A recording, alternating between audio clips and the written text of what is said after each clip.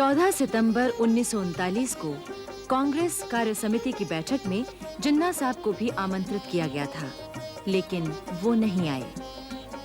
कार्य समिति की इस बैठक में जहां फासिस्टवाद और नाजीवाद की निंदा की गई, वहीं भारत के वायसराय और ब्रिटिश सरकार द्वारा उठाए गए कदमों के प्रति भी विरोध प्रकट किया गया। कांग्रेस ने सहयोग देना स्वीकार किया, लेकिन कुछ शर्तें भी रखी। ये कहा गया कि भारत ऐसे युद्ध में सहयोग नहीं दे सकता जिसका उद्देश्य तो लोकतंत्र और स्वतंत्रता बताया जा रहा है, पर स्वयं भारत में मामूली नागरिक स्वतंत्रता तक छीन ली गई है। कांग्रेस के इस रवैये के कारण प्रांतों के गवर्नरों और मंत्रियों में खींचातानी बढ़ने लगी थी। 22 अक्टूबर को कांग्रेस कार्य समिति ने सभी मंत्रिमंडलों को त्यागपत्र देने की हिदायत दी और नवंबर के पहले हफ्ते में सभी ने इस्तीफे दे दिए। मंत्रिमंडलों के इस्तीफे के तुरंत बाद ही ब्रिटिश शासन ने फिर से अपना दमन चक्र शुरू कर दिया। गिरफ्तारियां शुरू हो गईं और जुलूसों पर गोलियां और लाठियां बरसने लगीं। एक ओर जबकि कांग्रेस ब्रिटिश नीतियों का विरोध कर रही थी और स्वतंत्रता की मांग कर रही थी, लाहौर में मार्च 1940 में आयोजित मुस्लिम लीग के अधिवेशन में मोहम्मद अली जिन्ना ने स्पष्ट शब्दों में कहा, मुसलमान माइनॉरिटी नहीं है, वे कौम है। उन्हें घर चाहिए, एक इलाका चाहिए और एक मुल्क चाहिए।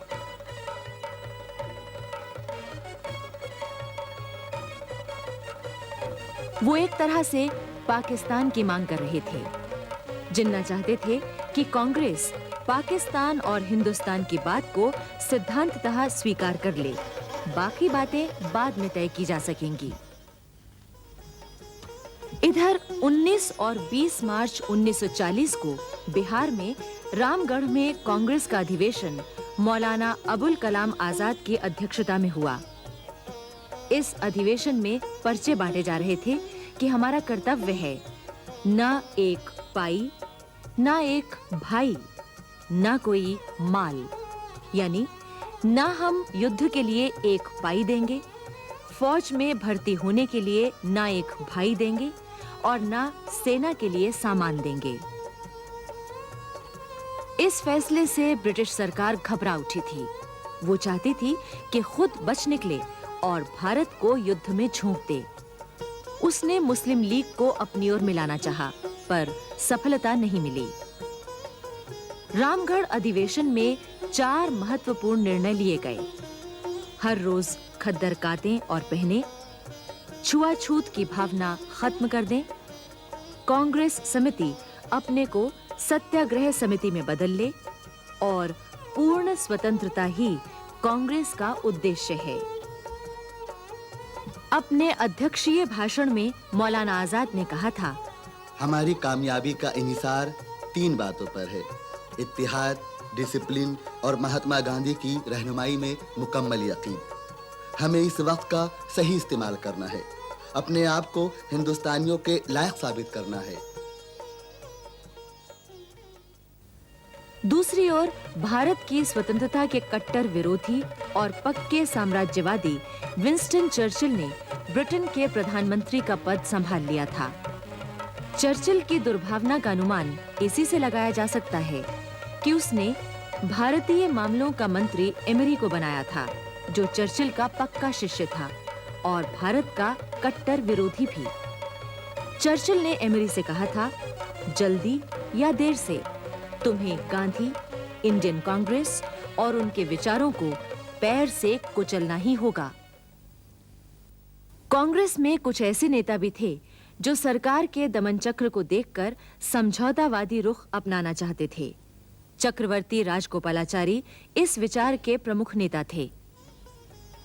उनका कहना था कि अभी ब्रिटिश सरकार इतना करे कि सिद्धांत रूप में पूर्ण स्वतंत्रता को मान ले, पर कार्य रूप में 1935 के इंडिया एक्ट के अंदर ही केंद्र में विभिन्न दलों की राष्ट्रीय सरकार बनाई जाए। वायसराय रहे, पर शक्ति इस सरकार के हाथ में रहे, तो कांग्रेस सरकार को लड़ाई चलाने में मदद देगी। चक्रवर्ती राजगोपालाचारी महान कूटनीतिज्ञ और कुशल राजनेता थे। महात्मा गांधी के आह्वान पर सन 1919 में सत्याग्रह आंदोलन में और 1920 में असहयोग आंदोलन में उन्होंने सक्रिय रूप से भाग लिया था। जिन दिनों गांधी जी जेल में थे, उनके पत्र यंग इंडिया का संपादन चक्रवर्ती राजगोपालाचारी ने ही किया था। सन 1937 में मद्रास राज्य की अंतरिम कांग्रेस सरकार के प्रधानमंत्री भी राजगोपालाचारी ही बने थे, किंतु नवंबर 1939 में कांग्रेस के निर्णय के अनुसार इन्होंने भी प्रधानमंत्री पद से त्यागपत्र दे दिया था। राजगोपालाचारी कांग्रेस के महासचिव और कार्य समिति के सदस्य के रूप में भी कई वर्षों तक काम कर चुके थे। सन 1940 में अखिल भारतीय कांग्रेस कमेटी की मीटिंग पूना में हुई। वहां उन्होंने द्वितीय महायुद्ध के दौरान ब्रिटिश सरकार की भूमिका संबंधी अपना प्रस्ताव रखा, किंतु गांधी जी ने इस प्रस्ताव का विरोध किया। उनका कहना था कि इस प्रकार युद्ध के कार्य में शिरकत करने से अहिंसा की नीति टूट जाएगी। द्वितीय महायुद्ध में भारत की भूमिका के बारे में उस समय नेताओं में काफी मतभेद था। मौलाना आजाद ने लिखा है कि कांग्रेस के इतिहास में ये बहुत ही कांटे का समय था, पर इससे भी अधिक खतरनाक बात ये थी कि हम लोगों में इस संबंध में मतभेद थे। मैंने कांग्रेस के प्रधान की हैसियत से स्पष्ट रूप से घोषणा कर दी थी कि भारतीय राष्ट्रीय कांग्रेस शांतिवादी संगठन नहीं है, बल्कि भारत की स्वतंत्रता प्राप्त करने के लिए बनाई गई संस्था है। गांधी जी के लिए ये प्रश्न शांतिवाद का था, न कि भारत की स्वतंत्रता का। पर गांधी जी की बात सबको मान्य नहीं थी। आरंभ में जवाहरलाल नेहरू, सरदार पटेल, राजगोपालाचारी तथा खान अब्दुल गफ्फार खां सभी मौलाना आजाद के विचारों से सहमत थे। राजेंद्र प्रसाद, आचार्य कृपलानी और शंकर देव पूरी तरह से गांधी जी के साथ थे। किंतु बाद में एक दिन डॉक्टर राजेंद्र प्रसाद का एक पत्र मौलाना आजाद को मिला, जिसमें लिखा था कि वे युद्ध के संबंध में गांधी जी के विचारों में दृढ़ता के साथ विश्वास रखते हैं और चाहते हैं कि कांग्रेस उसी पर बनी रहे। यदि आप इस स्थिति से सहमत न हो, तो इस पत्र को कार्य समिति की सदस्यता से उनका इस्तीफा समझें। पत्र को पढ़कर मौलाना आजाद स्तब्ध रह गए, क्योंकि उसमें नीचे जवाहरलाल नेहरू, राजगोपालाचारी, आसफ अली, सैयद महमूद, अब्दुल गफ्फार खां तक के दस्तखत थे। मौलाना आजाद को इससे बड़ी ठेस लगी कि जो लोग अब तक उनके समर्थक थे, अब ऐसा पत्र लिख रहे हैं। बस उन्होंने फौरन लिख दिया कि मैं आप लोगों से सहमत हूं। इस बीच एक रोचक घटना हुई।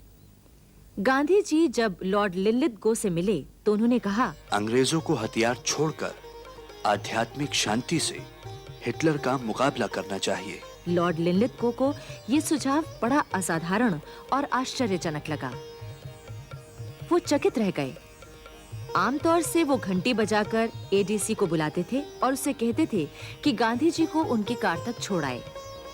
पर इस बार न उन्होंने घंटी बजाई, न एडीसी को बुलाया।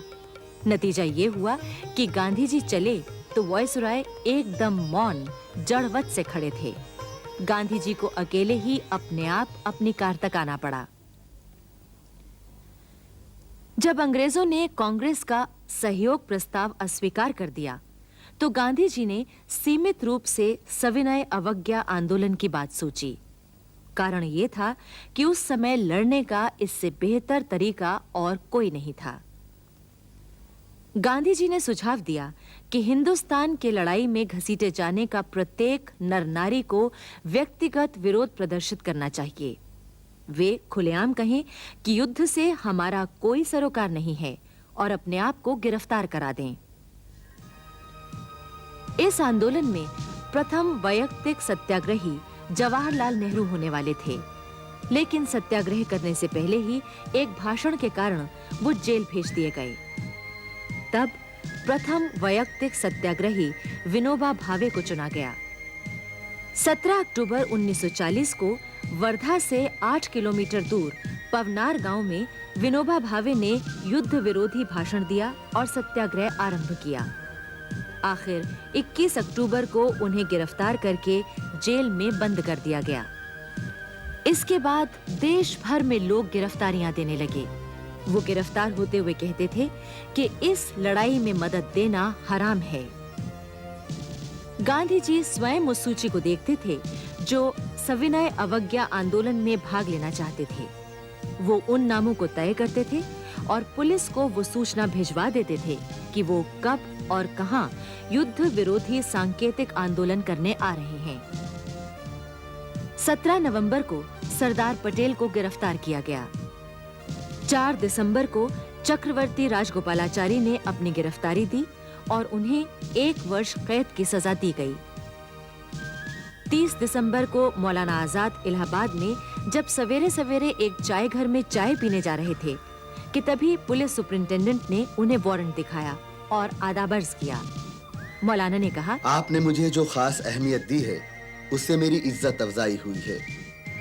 जाती दौर से सत्याग्रह करने से पहले ही आपने मुझे गिरफ्तार कर लिया है। मौलाना आजाद को 2 साल कैद की सजा दी गई थी। सविनय अवज्ञा आंदोलन में गिरफ्तार होकर सजा पाने वाले अन्य लोगों में पंडित गोविंद वल्लभ पंत, आचार्य नरेंद्र देव, एस सत्यमूर्ति, रविशंकर शुक्ला आदि नेता थे। उधर मौलाना आजाद के गिरफ्तार हो जाने के कारण गांधी जी ने कांग्रेस में न होते हुए भी कांग्रेस अध्यक्ष का काम संभाल लिया था।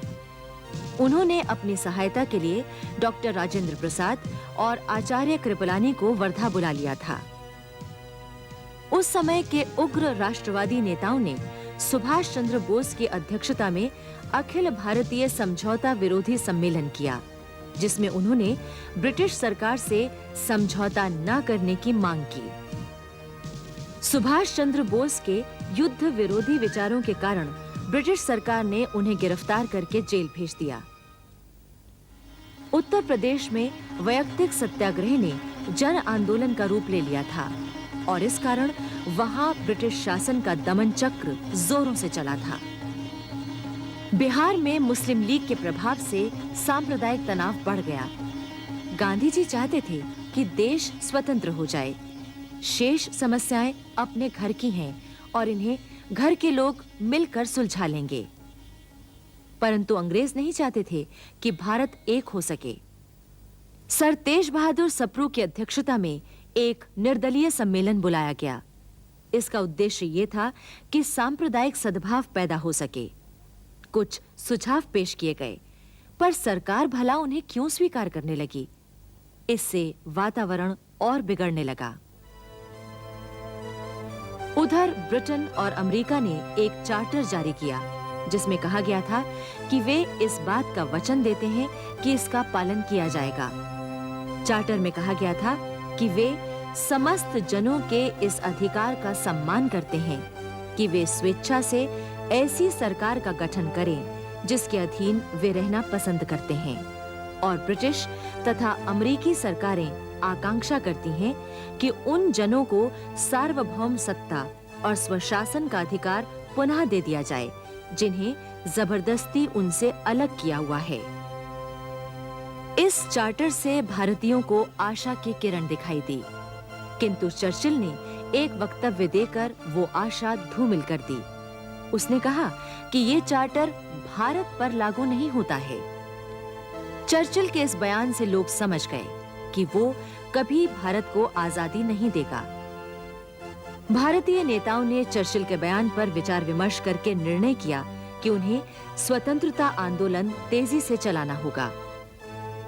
दूसरी ओर भारतीय ब्रिटिश शासक ने चर्चिल के बयान का यही अर्थ लगाया कि चर्चिल चाहते हैं कि भारत के आंदोलनों को बुरी तरह कुचल दिया जाए तो भारतीयों का आजादी का जोश काफी हद तक ठंडा पड़ जाएगा।